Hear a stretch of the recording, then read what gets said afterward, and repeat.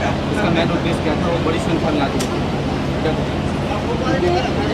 सभा का तो मेन उद्देश्य यही है कि आज हमारा स्थापना दिवस है और स्थापना दिवस के उपलक्ष्य में ये सभा रखी गई है। 7 जून हमारा स्थापना दिवस भी रखा है पार्टी का, भारतीय शक्ति चेतना पार्टी का। और साथ ही हम सभी लोग एक संकल्प के साथ उपस्थित हुए हैं, अपने मध्य प्रदेश को किस तरह से आगे ले जाया जाए, किस तरह से आगे विकास के मार्ग पे आगे ले जाया जाए, किस तरह से उससे नशे से मुक्त किया जाए।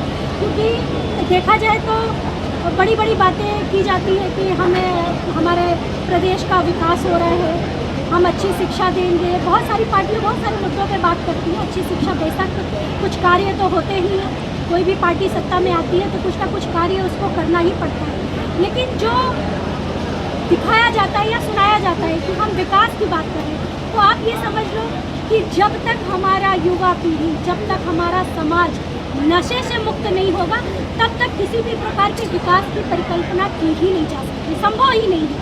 भाई हम किसके लिए विकास कर रहे हैं? हम क्या बात करें कि हम अपनी युवा पीढ़ी को रोजगार देंगे, हमारी युवा पीढ़ी आगे बढ़ेगी, काम करेगी, है ना, तभी हमारा क्षेत्र का विकास होगा। लेकिन वो काम करते करते अगर वो नशे में ग्रसित हो गए तो वो तो सब कुछ बर्बाद कर देगी। जितना उसके माता पिता नहीं कमाएंगे, उससे भी ज़्यादा वो पूरी अपनी जो पीछे उनकी माता पिता या उनके जो भी है परिजन जो कमा रहे हैं वो भी सब गवा देगी।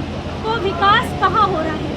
अगर एक तरह से आप लोग मीडिया वाले आप लोग देखते हैं कि किसानों को उनकी उपज का सही मूल्य नहीं मिल पा रहा है। यहाँ से बहुत सारा मंडियों में जाता है, उनके जो भी है किसानों का मंडियों में जाता है, मंडियों में झगड़े हो जाते हैं। 1 रुपये 2 रुपये भी किसान बढ़ाने की कोशिश करता है तो वहाँ पे लड़ाई झगड़े हो जाते हैं, मारपीट हो जाती है, खून खराबा हो जाता है। ऐसे देखिए, जब भी अभी मटर का सीजन आया था कितनी मारपीट हुई थी।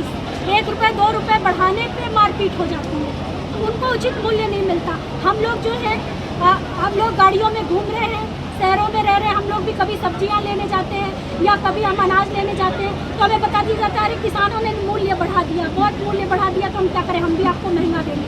10 गुना महंगा दिया जा रहा है। तो किसानों के लिए कहाँ काम हो रहा है? कोई काम नहीं हो रहा है।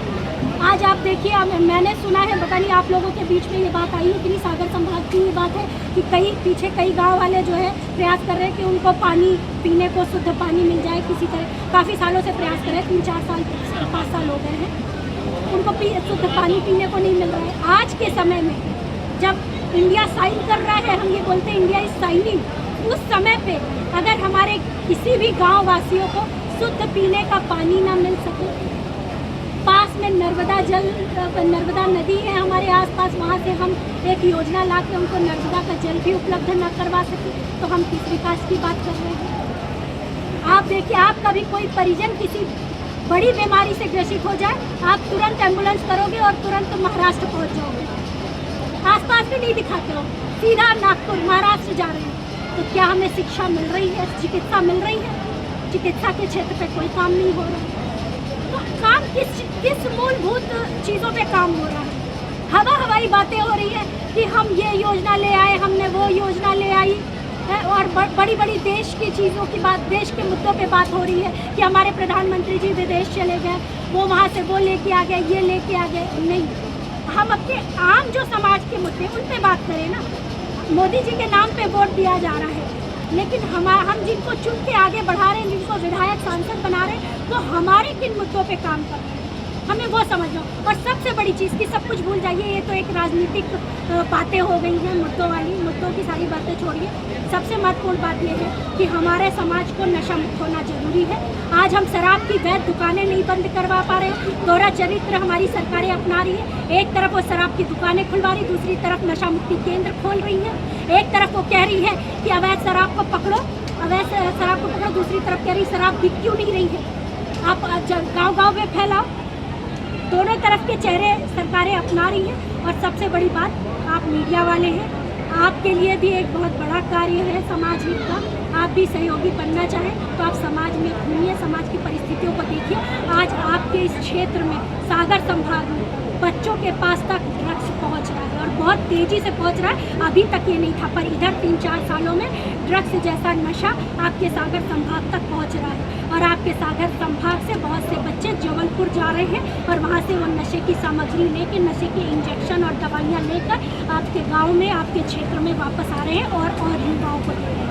आप जब गहराई पे जाएंगे तो आप देखेंगे कि ये सारी चीज़ें हो रही हैं। हम शराब नहीं रोक पा रहे हैं, लेकिन हमारे जो सरकार है वो शराब को रोक नहीं पा रही और उल्टे हमारे युवाओं की तरफ और नशे को भेज रही है कि हमारा युवा पूरी तरह से अपाहिज हो जाए, पूरी तरह से बर्बाद हो जाए, अपने सोचने समझने की शक्ति खो दे। और यही जब चुनाव आते हैं तो शराब की छोटी छोटी बोतलों में वोट उनकी गिर जाते हैं, क्योंकि वो 2028 की क्या तैयारी है? देखिए, हमारी तो तैयारी पूरी है। भारतीय शक्ति चेतना पार्टी, हम हर जगह से हमारे प्रत्याशी उतरेंगे और साथ में बहुत एक बड़ी बात ये भी है कि हो सकता है कि मध्य प्रदेश के कुछ ऐसे ज़िले हो जहाँ पर हमारी भारतीय शक्ति चेतना पार्टी के सदस्य ना हो, 5 या 6 सदस्य हों या 10 सदस्य भी हों, तो भी हम वहाँ पे अपने प्रत्याशी को उतारेंगे। केवल इसलिए नहीं कि वहाँ पे हम जीते या हारे, सिर्फ इसलिए कि वो जो 10 सदस्य हैं वो नोटा पे वोट ना देके भारतीय शक्ति चेतना पे वोट देकर ये सिद्ध करें कि हाँ, हम भी चाहते हैं कि हमारे समाज का कल्याण हो, हमारे समाज से नशा जैसी बीमारी दूर हो और हम अपने आने वाली युवा पीढ़ी को बचाना चाहते हैं। इस बात पे वो मोहर लगाए, इसलिए हम वहाँ पर